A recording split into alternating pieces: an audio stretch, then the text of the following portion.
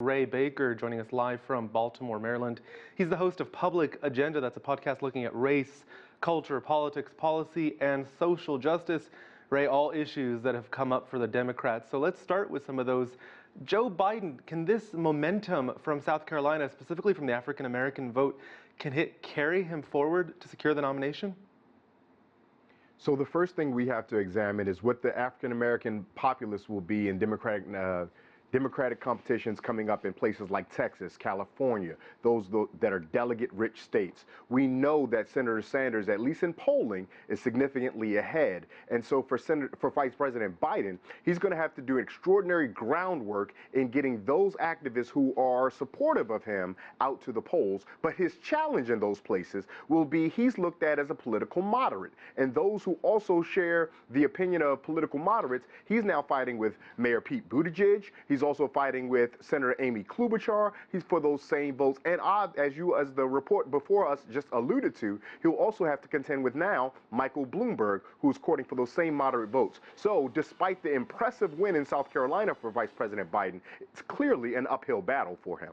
You know who else is courting those votes is Donald Trump. He's making a hard push for the black vote. Do you think it'll work?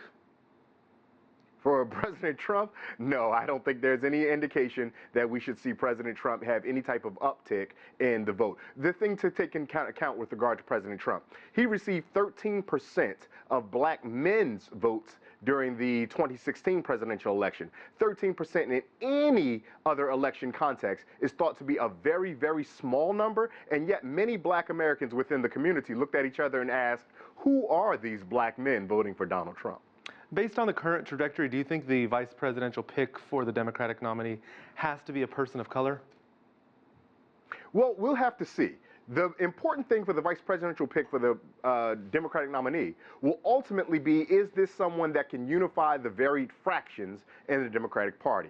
We spoke out earlier about how we see there's a disconnect right now between the moderate wing, the Michael Bloomberg, the Amy Klobuchar, the Vice President Biden, the Mayor Pete Buttigieg, and what's thought to be the liberal progressive, or in some spaces are called radical wing of the Democratic Party, with Senator Sanders and relatively Senator Warren. And so should Senator Sanders or in a long shot Senator Warren win the nomination, then the vice presidential pick would likely need to be not necessarily someone of color, but someone who could ultimately unify the party. Now, a name that's often floated is former gubernatorial candidate out of Georgia, Stacey Abrams. Her politics and her experiences are absolutely progressive, but she's not necessarily seen as a threat to the status quo in the way that perhaps Senator Sanders is, and then she may be someone who would ultimately unify the party. The New York Times also alluded to an idea that maybe even, and this is far off on a reach, former First Lady Michelle Obama could be a vice presidential tap that would ultimately unify the party.